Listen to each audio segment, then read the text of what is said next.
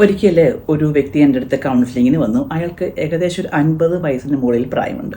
അദ്ദേഹത്തിൻ്റെ പ്രശ്നം എന്താണെന്ന് ചോദിച്ചാൽ അയാൾക്ക് പച്ച ഇലകളൊന്നും കഴിക്കാൻ പറ്റില്ല, ഇലകളിൽ തൊടാനും ബുദ്ധിമുട്ടാണ്, പഴം കാണാൻ വയ്യ, പഴം തിന്നാൻ പറ്റില്ല, അതുപോലെ വൈഫിന് അവിടെ സന്ധ്യയ്ക്ക് വീട്ടിൽ വിളക്ക് കത്തിക്കാൻ പറ്റില്ല, ചന്ദനത്തിരി കത്തിക്കാൻ പറ്റില്ല, അമ്പലത്തിൽ പോകാൻ പറ്റില്ല, പൂജകളൊന്നും കാണാൻ പറ്റില്ല, കല്യാണത്തിന് പോയാൽ വാഴയിലയിൽ ഊണ് കഴിക്കാൻ പറ്റില്ല. ഇങ്ങനെ കുറേ ബുദ്ധിമുട്ടുകളാണ്.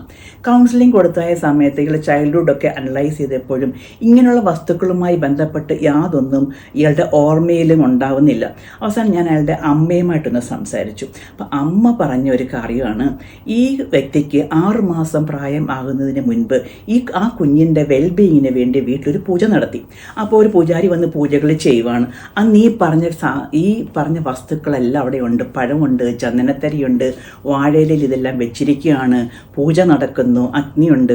അവസാനം ഒരു മുറത്തിൽ കുറച്ച് കൊടിത്തണ്ടിട്ടിട്ടുണ്ട്.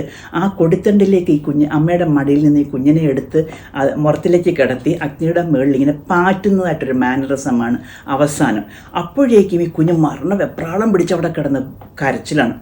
ഈ ഒരു അനുഭവമാണ് ഈ വസ്തുക്കളോടെല്ലാം ഈ കുഞ്ഞിന് ഒരു അകാരണമായ ഭയം രൂപപ്പെട്ടത്.